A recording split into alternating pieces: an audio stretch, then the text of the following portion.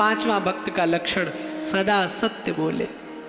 जो सदा जीवन में सत्य को अपनाता है वो भगवान को उस प्राप्ति में बहुत शीघ्रता से भगवान को पा लेता है। पर आजकल तो महाराज मैं तो कह रहा हूं, आप सुन रहे हो, बस इतनी बात है। आप भी अभी टीवी बंद कर दोगे और रोज की तरह फिर आप झूठ फिर अरे महाराज का तो काम ही ये कहना, ये तो इसी चीज का पैसा लेते हैं यही तो, इतना ही तो है, बोलो ना। अभी जैसे 7 बजेगा आप तो रिमोट ऑफ करके और थोड़ा सा कुछ अब मूड चेंज करूं, क्या बोले गाना सुनो। अब महाराज ने बताया था कि सत्य वो कोई मतलब नहीं उसका, और मतलब होता तो इतने सारे टीवी चैनल, इतनी कथाएं क्यों होती जब एक बार में ही तुम समझ जाते। हर 7 दिन में एक नया वक्ता आपको यही बताता आ रहा है सत्य बोलो, पर कभी जीवन में मानने की कमी हमने करी। हम सिर्फ इसको कथा तक सीमित कर दिए। एक प्रसंग याद आ गया, महाभारत में श्री द्रोणाचार्य जी 5 पांडव और 100 कौरव को एक साथ पढ़ाते थे। तो एक दिन एक पाठ पढ़ाया कि सदा सत्य बोलो, तो दूसरे दिन वो पाठ सबसे सुना तो 104 लोग खड़े हो गए, 100 कौरव 4 पांडव। गुरुजी ने कहा पाठ याद हो गया? बोले हाँ गुरुजी। बोले सुनाओ? बोले सदा सत्य बोलो। एक पांडव नहीं खड़ा हुआ, कौन? श्री धर्मराज युधिष्ठिर जी महाराज। युधिष्ठिर तुम्हें इतना छोटा सा पाठ नहीं याद हुआ? बोले नहीं गुरुजी कल सुनाएंगे। कल फिर आए, हाँ भाई युधिष्ठिर सुनाओ याद हुआ? बोले महाराज जी नहीं। और पहले की अध्ययन प्रणाली में जब तक एक क्लास में सारे बच्चों को पाठ याद नहीं हो जाता था तब तक क्लास आगे नहीं बढ़ती थी। 4 दिन 5 दिन हो गए, युधिष्ठिर याद हुआ? बोले नहीं। 7वें दिन युधिष्ठिर ने कहा हाँ अब याद हो गया। बोले सुनाओ? बोले सदा सत्य बोलो।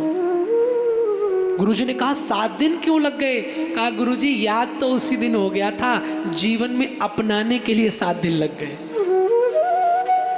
दूसरा पाठ पढ़ाओ गुरुजी।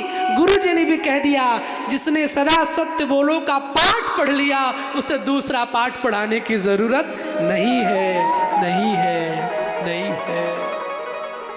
सदा सत्य बोलो, भक्त को सत्य बोलना चाहिए। छठा लक्षण, कभी किसी का दिल नहीं दुखाना चाहिए।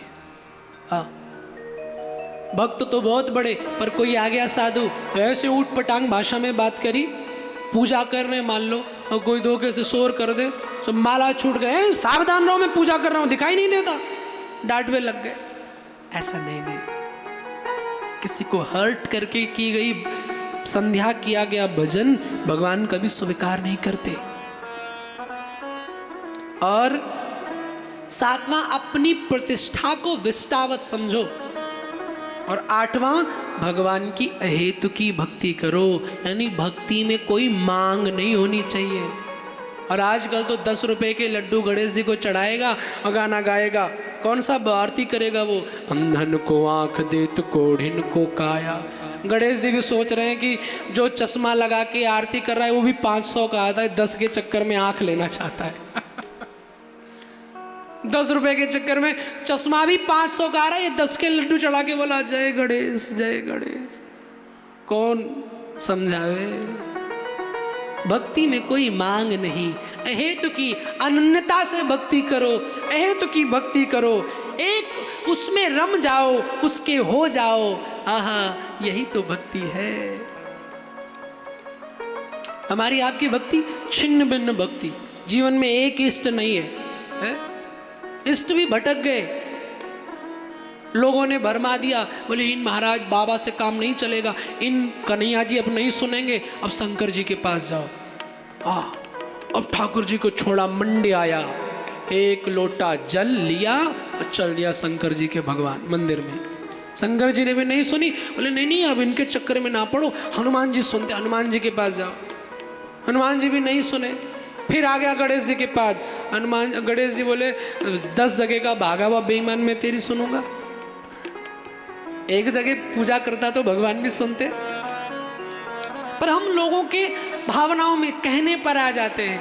मीरा को सबने कहा मीरा चक्कर में मत पड़, बदनामी हो जाएगी। मीरा कहते राणा जी मन या बदनामी लागे मीठी।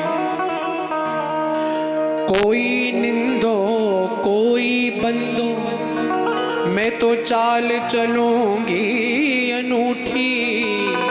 राणा जी माने या बदनामी लागे मीठी। अगर बदनामी भी है कृष्ण के लिए तो मुझे मीठी लगती है। भक्त कहता बदनाम भी होना पड़े तो हो जाऊंगा, क्यों? उस बदनामी के पीछे नाम तो सामने तुम्हारा होगा। दुनिया चाहे जितना जोर लगा ले मेरी कश्ती को डुबाने को, मेरा कान्हा हर बार आएगा मेरी नैया पार लगाने को, मेरी नैया पार लगाने को। गोविंद हर बार आएगा।